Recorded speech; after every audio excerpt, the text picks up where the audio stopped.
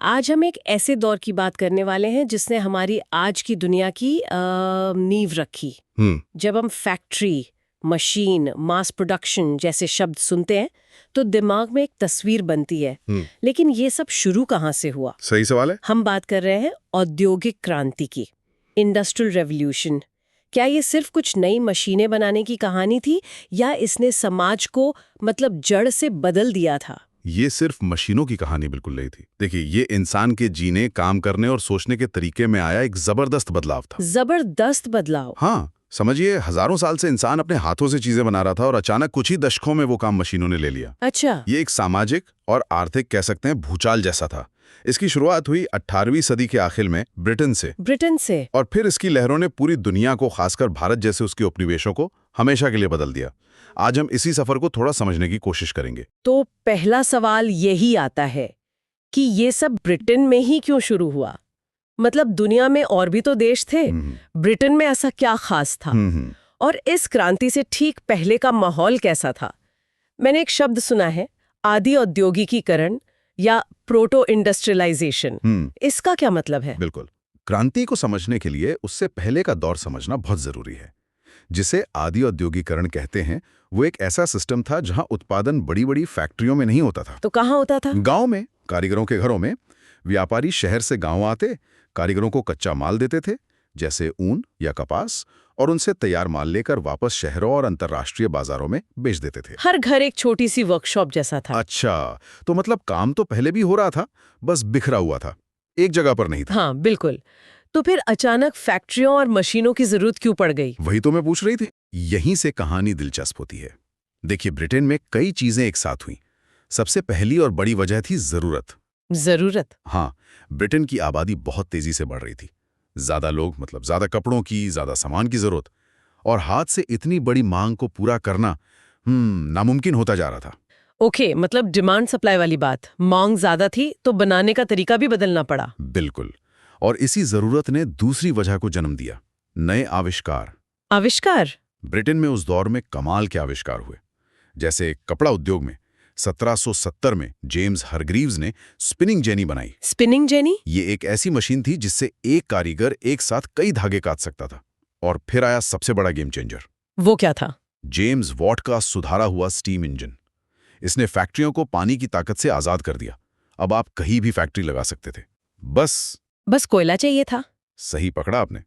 और यहीं आती है तीसरी वजह, संसाधन। मतलब सिर्फ आविष्कार ही काफी नहीं थे, उन्हें चलाने के लिए ईंधन और बनाने के लिए कच्चा माल भी चाहिए था। बिल्कुल। कुदरत ने ब्रिटेन को दो अनमोल तोहफे दिए थे, लोहा और कोयला। और वो भी पास। लोहा मशीनें बनाने के लिए और कोयला उन मशीनों को चलाने वाले स्टीम इंजन के लिए।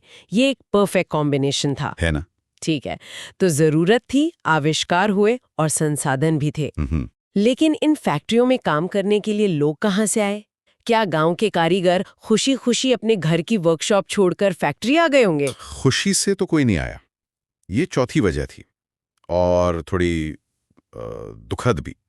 सस्ता श्रम। हाँ, ब्रिटेन में उस समय बाड़ाबंदी प्रथा या इनक्लोजर मूवमेंट चल रहा था। बड़े जमींदारों ने कानून का सहारा लेकर गांव की साझा जमीनों पर कब्जा करना शुरू कर दिया, जहां गरीब किसान अपने जानवर चराते थे। इससे लाखों किसान और खेतीहर मजदूर बेरोजगार हो गए, बेघर हो गए। तो उनके पास कोई चारा नहीं बचा। कोई चारा नहीं था, काम की तलाश में शहरों की तरफ भागे। और फैक्ट्री मालिकों के लिए तो ये लॉटरी लगने जैसा था। उन्हें बहुत कम मजदूरी पर काम करने वाले हजारों लोग मिल गए। ये सारे कारण तो ब्रिटेन के अंदर की बात हो गई, आबादी, आविष्कार, कोयला, मजदूर। लेकिन ब्रिटेन तो उस वक्त पूरी दुनिया में फैल रहा था। क्या उसके साम्राज्य का और खासकर भारत का इसमें कोई रोल नहीं था? अरे, इसके बिना तो ब्रिटेन की कहानी अधूरी है। पांचवी और शायद सबसे अहम वजह थी ब्रिटेन का विशाल औपनिवेशिक साम्राज्य। अच्छा। भारत जैसे उपनिवेश इस क्रांति के इंजन में पेट्रोल की तरह थे। पेट्रोल की तरह? कैसे? दो तरीकों से। पहला, ये सस्ते कच्चे माल का भंडार थे। ब्रिटेन की कपड़ा मिलों को जो कपास चाहिए थी, वो कहां से जाती थी? भारत से। बिल्कुल। और दूसरा, ये तैयार माल के लिए एक जबरदस्त बाजार थे। ब्रिटेन की फैक्ट्रियों में जो कपड़ा बनता उसे खरीदने के लिए भारत से बड़ी और कैप्टिव मार्केट कहाँ मिलती। इन सब चीजों ने मिलकर ब्रिटेन को दुनिया की पहली औद्योगिक ताकत बना दिया। तो अब भारत की कहानी पर आते हैं। जब ब्रिटेन की मिलों में धड़ाधड़ कपड़ा बन रहा था, तब हमारे यहाँ के बुनकरों का क्या हुआ? मैंने सुना है कि भारत का कपड़ा, खासकर ढाका की मलमल, तो पूरी दुनिया में मशहूर थी। मशहूर थी, बिल्कुल थी, लेकिन ब्रिटेन का औद्योगिकीकरण भारत के लिए एक दोहरी मार बनकर आया। दोहरी मार? हाँ, एक तरफ तो भारत को जबरदस्ती ब्रिटेन की फैक्ट्रियों के लिए सिर्फ एक कच्चा माल सप्लायर बना दिया गया। मतलब सिर्फ रॉ मटेरियल भेजो। हाँ, यहाँ के किसानों पर दबाव डाला गया कि वे खाने पीने की फसलें छोड़कर मील और कपास उगाएं, जो ब्रिटेन की मिलों को चाहिए थी। और दाम भी अंग्रेजी तय करते थे। हाँ, और दूसरी मार वो ज्यादा घातक थी। ब्रिटेन की मशीनों से बना कपड़ा हाथ से बने कपड़े के मुकाबले बहुत सस्ता था। हाँ, ये तो है। अंग्रेजों ने उस सस्ते कपड़े से भारत के बाजारों को पाट दिया। अब नतीजा सोचिए, भारत का बेहतरीन कारीगर जो अपनी कला से एक शानदार साड़ी महीनों में बनाता था, वो मैनचेस्टर की मिल से आए सस्ते कपड़े का मुकाबला कैसे करता? नहीं कर सकता था। धीरे धीरे भारत के बुनकरों के करखे शांत हो गए, लाखों कारीगर बेरोजगार हो गए। पर क्या ये सिर्फ महंगा सस्ता होने की बात थी, या इसके पीछे कोई सोची समझी चाल भी थी? ये सिर्फ बाजार की हार नहीं थी, ये एक डिजाइन किया हुआ हमला था। ब्रिटेन ने ऐसी नीतियां बनाई कि भारत का बेहतरीन धागा तक ब्रिटेन भेजा जाने लगा। अच्छा। यानी हमारे कारीगरों के पास अच्छा कच्चा माल ही नहीं बचा, और बाजार में मुकाबला करने के लिए उनके हाथ बांध दिए गए। तो मतलब भारत जो सदियों से दुनिया को कपड़ा पहनाता था, अब खुद ब्रिटेन के बने कपड़े पहनने पर मजबूर हो गया। इतिहासकार इसी को अनौद्योगिकरण यानी डी इंडस्ट्रियलाइजेशन कहते हैं, चलते हुए उद्योगों की बर्बादी। इसमें अंग्रेजों के जो एजेंट होते थे, गुमाश्ता, उनकी क्या भूमिका थी? गुमाश्ता इस शोषण के जमीनी करता धरता थे। वे कंपनी के एजेंट बनकर बुनकरों के गांव में जाते, उन्हें थोड़ा सा पैसा पेशगी में देकर एक कॉन्ट्रैक्ट में बांध लेते थे। एक तरह का बॉन्ड। बिल्कुल। इस कॉन्ट्रैक्ट के तहत बुनकर किसी और व्यापारी को अपना माल नहीं बेच सकता था, और गुमाश्ता उनसे बहुत ही कम दाम पर माल वसूलते थे।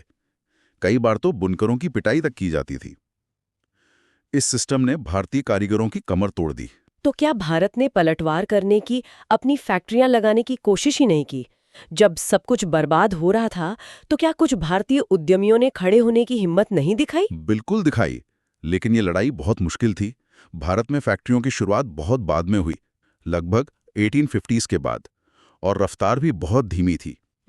और सबसे दिलचस्प बात यह है कि इस शुरुआत का सेहरा भारतीय उद्यमियों के सिर बनता है, अंग्रेजों के नहीं। अच्छा? पहली बड़ी कामयाबी मिली सूती कपड़ा उद्योग में। 1854 में बॉम्बे में पहली सफल सूती कपड़े की मिल कावसजी नानाजी दाभार, एक पारसी उद्यमी, ने स्थापित की। बॉम्बे ही क्यों? देश के दूसरे हिस्सों में क्यों नहीं? बॉम्बे उस समय एक आदर्श जगह थी। एक तो वो एक बड़ा बंदरगाह था, तो इंग्लैंड से मशीनें मंगाना आसान था। हाँ, सही बात है। दूसरा, उसके आसपास का पूरा इलाका कपास की खेती का गढ़ था, तो कच्चा माल आसानी से मिल जाता था।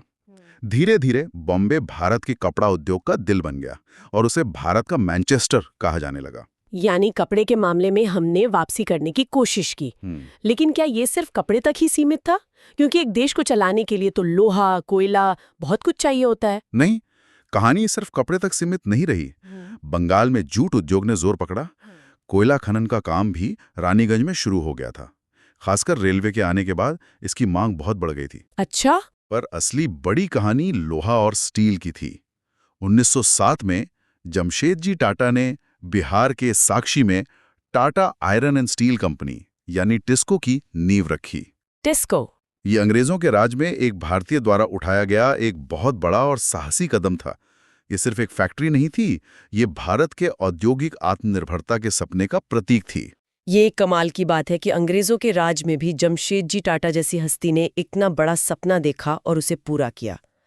लेकिन इन बड़ी बड़ी फैक्ट्रियों को चलाने के लिए हजारों लाखों लोग भी तो चाहिए थे। बिल्कुल। ये लोग कौन थे? कहाँ से आए थे?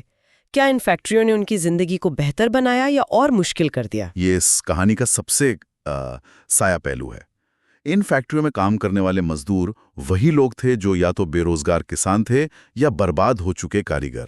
अच्छा। शहरों में काम की उम्मीद लेकर आए थे, लेकिन यहाँ उनके हालात बहुत ही खराब थे।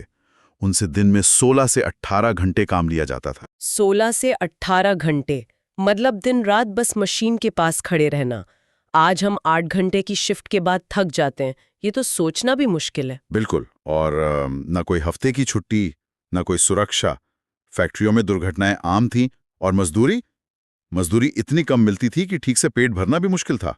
ओह, मालिकों का एक ही मकसद था, ज्यादा से ज्यादा मुनाफा।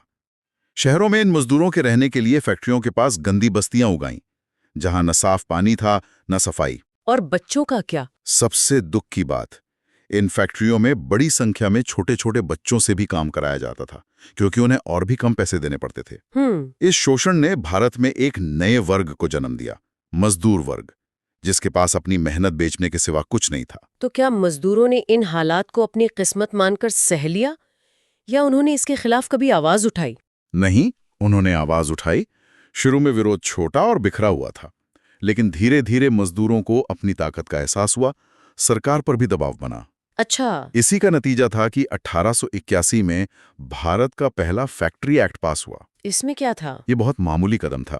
इसमें बस 7 साल से कम के बच्चों के काम पर रोक लगी और 12 साल तक के बच्चों के लिए काम के घंटे तय हुए। लेकिन ये एक शुरुआत थी, सही। हाँ, एक शुरुआत तो थी, पर कोई बड़ा संगठित आंदोलन? हाँ, असली ताकत संगठन में आई। 20वीं सदी की शुरुआत में एक बड़ा कदम उठाया गया। 31 अक्टूबर 1920 को बंबई में all India trade union Congress की स्थापना हुई, AITUC। AITUC। ये भारत का पहला राष्ट्रीय स्तर का मजदूर संगठन था और इसके पहले अध्यक्ष थे महान स्वतंत्रता सेनानी लाला लाजपत राय। वाह! ये एक मोड़ था, क्योंकि अब मजदूरों की लड़ाई सिर्फ बेहतर तनख्वाह या काम के घंटे तक सीमित नहीं रही। AITUC ने मजदूरों के हक की लड़ाई को देश की आजादी की लड़ाई से जोड़ दिया। अच्छा, औद्योगिक क्रांति एक ऐसा सिक्का थी जिसके दो पहलू थे।